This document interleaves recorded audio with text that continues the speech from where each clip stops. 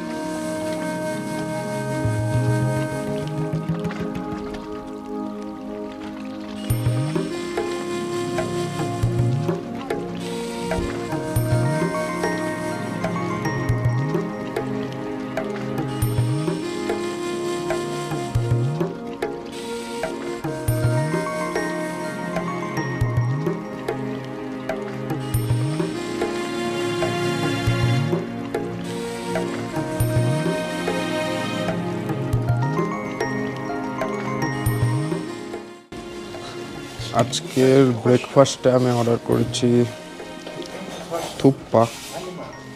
এখানকার তো বাকি খাবারগুলো ভালোই ছিল, তো ভেজ থুপ্পা দেখি কেমন লাগতেছে খেতে।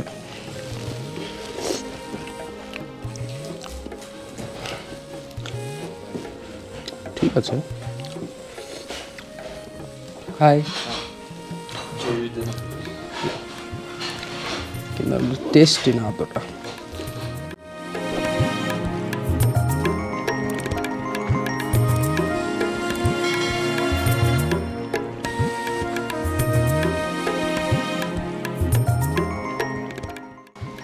আমরা বেরোচ্ছি।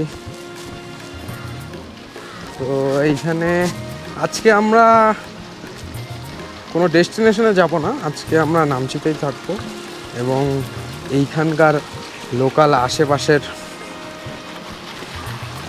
যেগুলো জায়গা আছে সেগুলো ডিসকভার করব। তো let's start.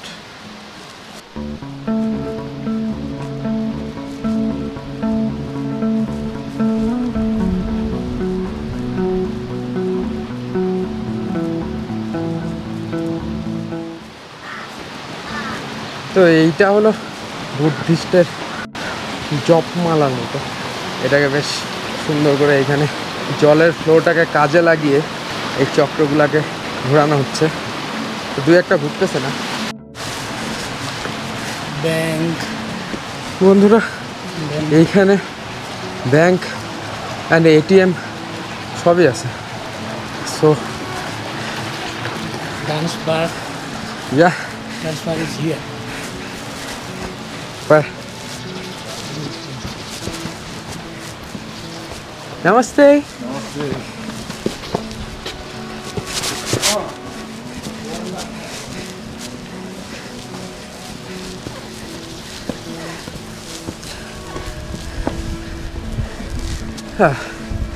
That is Iris Pub. Iris Pub. Yeah. And here is the market. এই মার্কেট থেকে আপনারা কিনতে পারেন জিনিসপত্র, সব কিছু এখানে অ্যাভেলেবেল আছে। আর বেশ বড় মার্কেটটা, এখানে মোটামুটি সব কিছু আছে। যেমন এই যে সামনে ফার্মেসিও আছে, যা কিছু লাগবে সবই এইখানেই পাওয়া যাবে, মানে এরপর আর পাওয়া যাবে না। আমরা মিউজিয়ামের দিকে যাচ্ছি, তো এখানে আমরা শর্টকাটটা নিছি। শর্টকাট অলওয়েজ একটু চারাই হয় আর কি, তাড়াতাড়ি ওঠার জন্য খারাপভাবে রাস্তাগুলো তৈরি। সামনে একটা হাসপাতাল দেখতে পাচ্ছি, নামটা কেমন একটু মানে উচ্চারণ করতে অসুবিধাই হচ্ছে। উমহং গ্রিল নামচি কমিউনিটি হাসপাতাল, সম্ভবত দক্ষিণ কোরিয়ার কোনো প্রতিষ্ঠান থেকে ফান্ডেড হাসপাতালটা। নামচি থেকে ইবিসি অবধি নামচিতেই হাসপাতালগুলো রয়েছে, মানে মোটামুটি একটা প্রাথমিক চিকিৎসা দেওয়ার মতো হাসপাতালগুলো রয়েছে। তার জন্য যেগুলো ট্রেকার বা হাইকার বা ক্লাইম্বার আছে, তিনারা নামচিতে এসে একদিন রেস্ট করেন এবং একদিন অ্যাক্লিমেটাইজ করেন, যাতে কেউ যদি অসুস্থ হয়ে পড়ে তাহলে এইখানে ট্রিটমেন্ট দেওয়া যায়। আমরা নামচি বাজার ছেড়ে কোলাহল ক্রস করে বেশ খানিকটা উঁচুতে চলে এসেছি। সামনের ওই গাছপালাযুক্ত জায়গা ক্রস করলেই হিল টপে পৌঁছে যাব, আর সেখানেই মিউজিয়ামটা রয়েছে। তো আমরা আগাবো। এইখানে আমরা আরেকটা সাগারমাথা ন্যাশনাল পার্কের মেমোরিয়াল গেট দেখতে পাচ্ছি।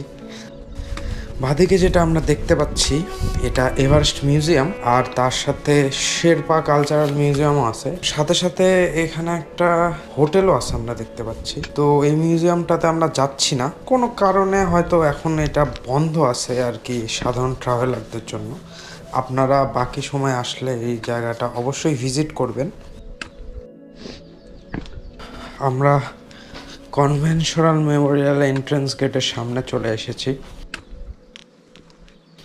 এখানে ঢুকতেই S&P buffer zone committee office এবং তেনজিং নোরগে হেরিটেজ সেন্টার, এটাই মূলত মিউজিয়াম।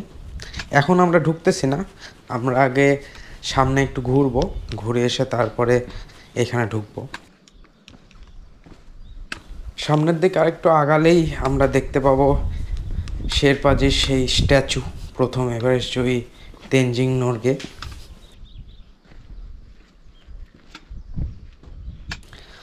তো হিলের উপরে অনেকটা ফাঁকা জায়গা আছে, মানে ক্রিকেট খেলা যাবে এরকম। আর ভ্যালিটা একটু মেঘাচ্ছন্ন আজকে, তাই অতটা সুন্দরভাবে দৃশ্যমান হচ্ছে না।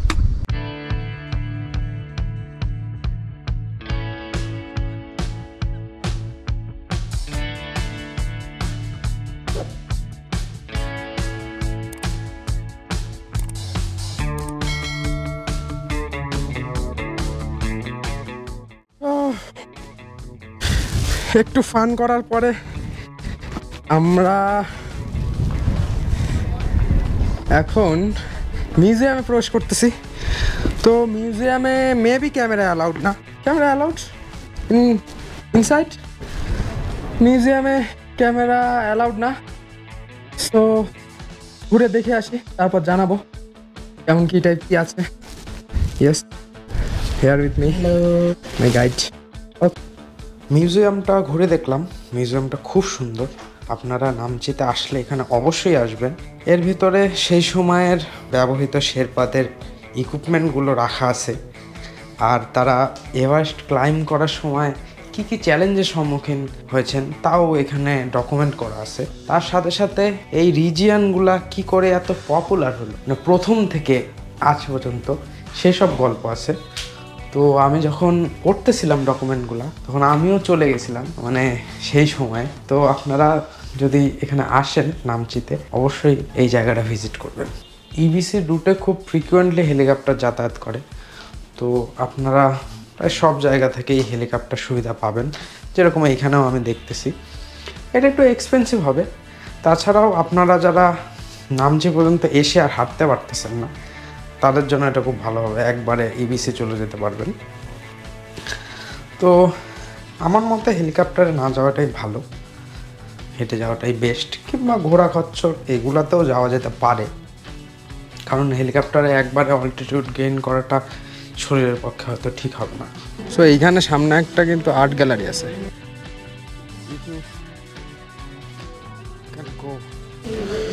এবং মার্কেটটার ভিতর দিয়ে যাচ্ছি আমরা। তো এইখানে একটা ইয়েও ছিল, মনেস্ট্রি কাম মিউজিয়াম, কিন্তু ওইখানে আর কি বুদ্ধিস্টরা আর লামারা ছাড়া কেউ অ্যালাউড না। আর আমি ওই যে মার্কেট থেকে কিছু ব্যান্ডেড আর একটা টয়লেট পেপার কিনলাম, কারণ এখানে জেট স্প্রে নাই এখানকার টয়লেটগুলোতে। সো টয়লেট পেপার ইউজ করতে হবে। আর এখন আমরা লাঞ্চের জন্য যাচ্ছি হোটেলের দিকে।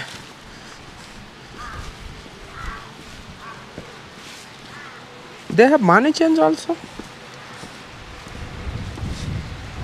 Huh? They have money change also? Manager? Money change?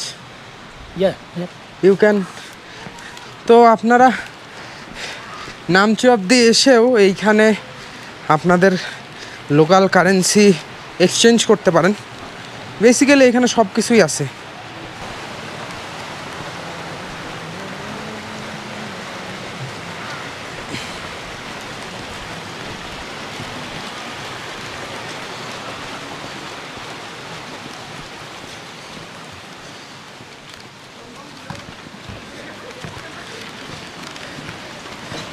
পোর্টাররা সত্যি অনেক ওয়েট বহন করে, যে সামনে দেখতেই পাচ্ছেন।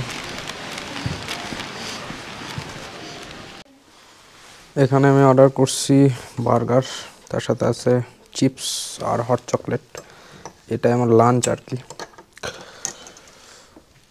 একটু অন্যরকম খাবার। আমি রাতের বেলা ডাল ভাত খাই, এমনি সময় এগুলা ফুড ট্রাই করার চেষ্টা করতেছি। আমি ননভেজ বার্গার অর্ডার করছি, দেখবো টেস্টটা কেমন।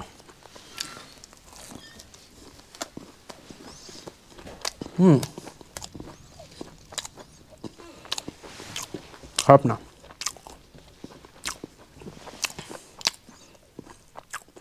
বেটার।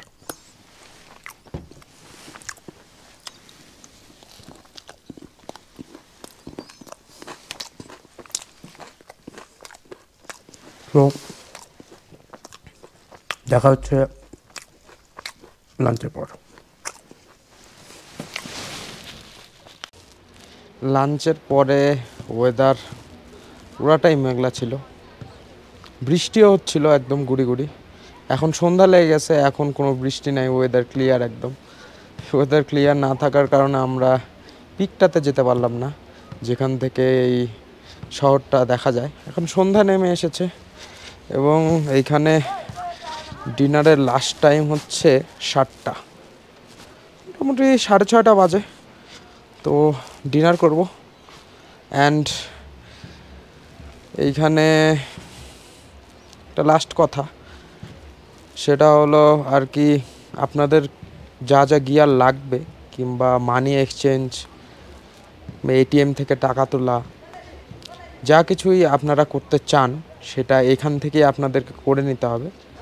কারণ এখানেই লাস্ট, এই বিশেষ করে মানি এক্সচেঞ্জের ব্যাপারটা এখানেই লাস্ট।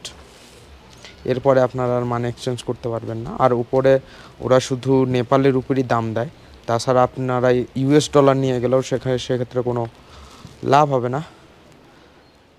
ডিনার চলে আসছে, ডিনারে আছে অ্যাজ ইউজুয়াল ডাল ভাত। তো এইখানে ডাল ভাতটাই সবথেকে বেস্ট অপশান। মাঝে মাঝে বোরিং লাগে, কিন্তু খেতে তো এটাই হবে, কোনো উপায় নেই।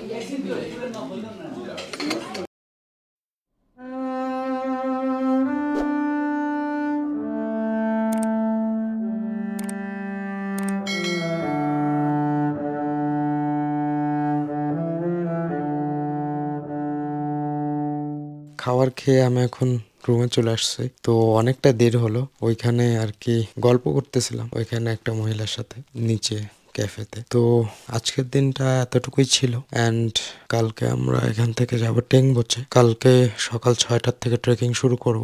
দেখা হচ্ছে কাল সকালে। ভিডিওটি ভালো লেগে থাকলে লাইক করুন, কমেন্ট করুন, আমার চ্যানেলটিকে সাবস্ক্রাইব করুন এবং চ্যানেল সংক্রান্ত সমস্ত আপডেট পেতে বেল আইকনটি প্রেস করুন।